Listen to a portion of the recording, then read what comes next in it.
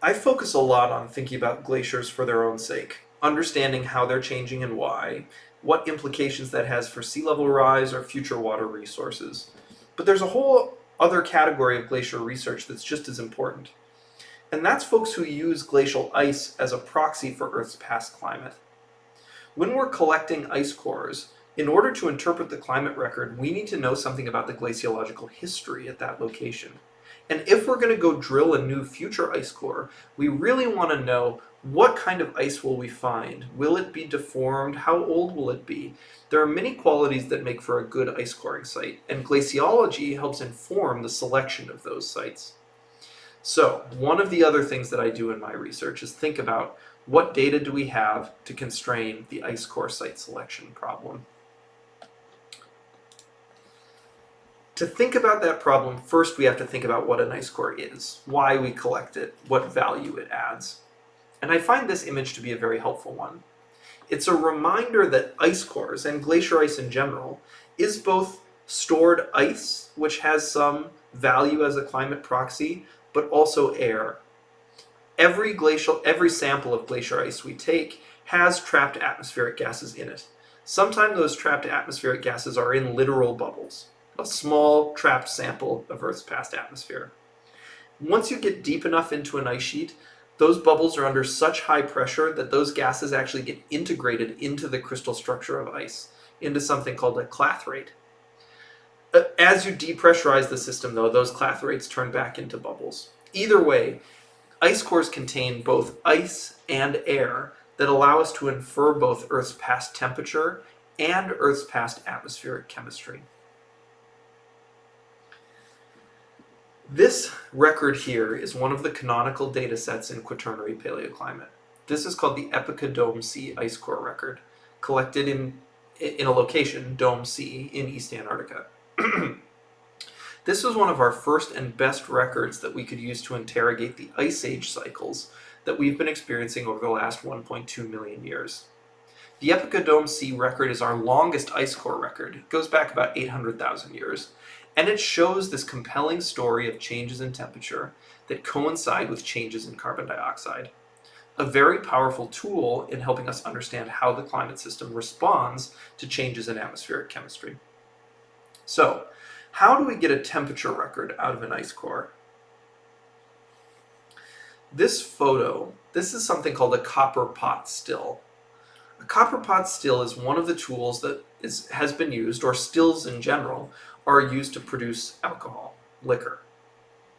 It's a distillery use stills to produce alcohol.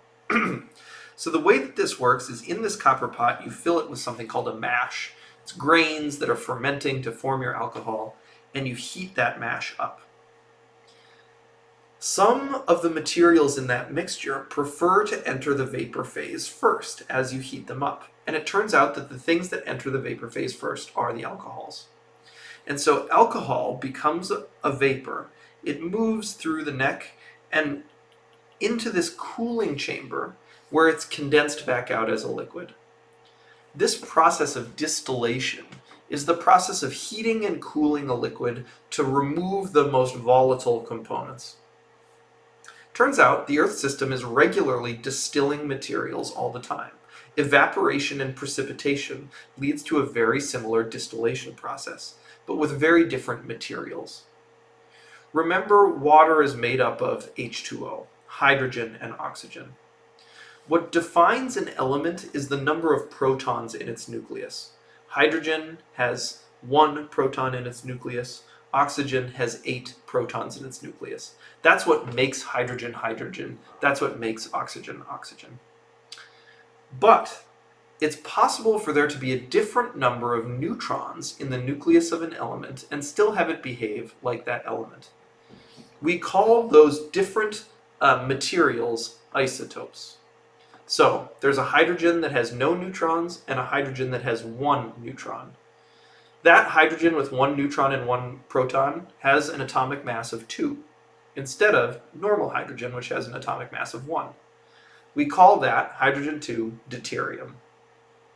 That makes a remarkable difference in the behavior of hydrogen because you're doubling its mass. goes from a mass of 1 to a mass of 2. And it turns out that the mass of a given isotope changes the way it interacts with the environment. Oxygen also has two common stable isotopes, oxygen 16 and oxygen 18. What that means is that water, which is made up of some combination of hydrogens and oxygens, can come in heavy forms that have either deuterium or O18 in them, or the much more common light forms, which have hydrogen and O16. As it turns out, when you evaporate water from the ocean, the light forms of water prefer to evaporate relative to the heavy forms. So, as you start to evaporate water, what comes out is the light stuff. It comes out depleted in heavy water, in oxygen 18.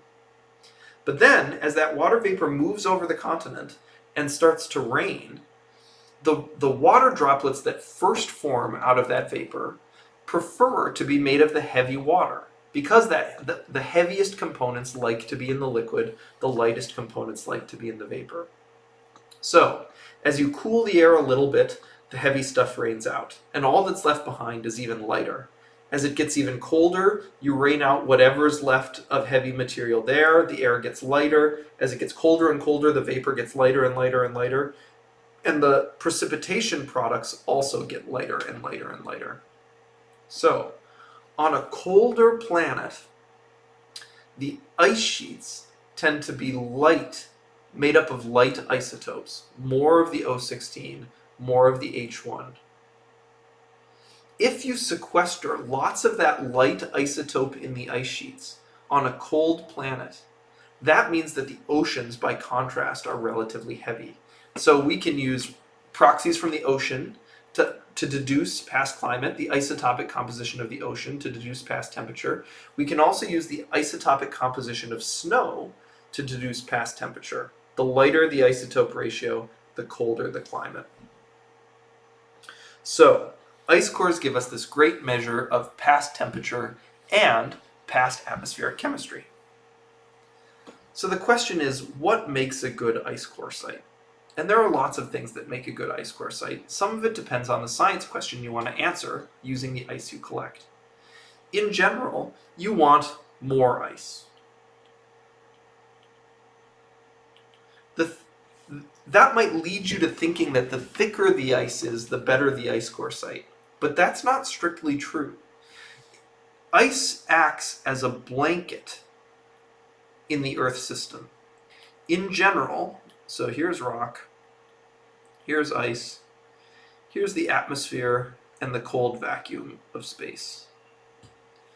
Everywhere in the Earth system, the coldest parts of the Earth is at the surface. It only ever gets warmer as you go further away from the surface. It's true in glaciers, it's true in the crust, it's true everywhere. The more you go down into the Earth, the warmer it gets. The atmospheric temperature in Antarctica is very cold. The ice, however, is trapping heat that's being released from the Earth system, preventing it from getting out to space.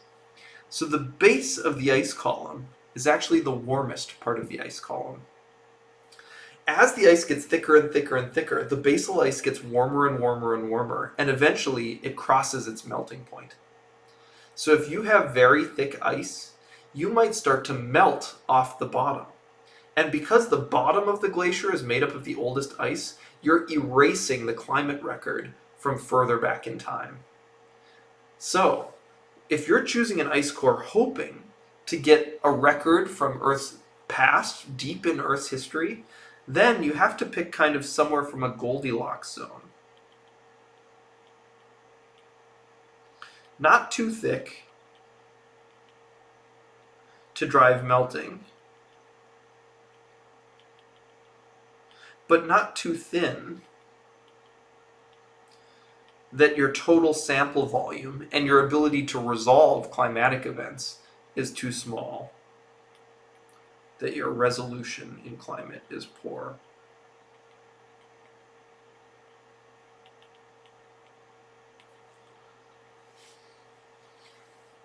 Ultimately, as we've pointed out, the layers that we see within the ice sheet are layers of constant time. And so we can use radar data to deduce the structure, the age structure of the ice sheet, and make some inferences about where we'll find old ice and where we'll find young ice. In general, this ice is older than that ice. And so we can look to radar data to understand the age structure. We can model the ice sheet to predict where old ice might be, and also evaluate where we think there's active basal melt in the glacier system, something that's actually somewhat hard to observe. So finding somewhere where there's thick ice that's good sample, you want it to be undeformed because you want to have a continuous record from youngest to oldest. And so some areas where the ice deformation is very active, you may not choose that place because the dynamics are too complicated. And ultimately, you want to pick a place where you know that you're getting ice of the age that you are interested in.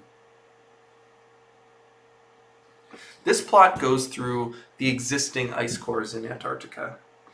The vertical axis on this plot is age, from 0 million years ago at the top, so today at the top, to 5 million years ago at the bottom. Our existing ice cores only go back up to 800,000 years, which capture this regular 100,000 year ice age cycling that's dominated our most recent past. But there is a big climate transition about 1.2 million years ago called the mid-Pleistocene transition that we don't fundamentally understand. So one of my research projects is helping to aid the search for an ice core that spans the mid-Pleistocene transition. So one of our goals might be thinking about our radar observations, our altimetry observations, all of the geophysical data that could help us find that spot in East Antarctica where we find that oldest ice. So hopefully that gives you some sense for the role of glaciologists in ice core science.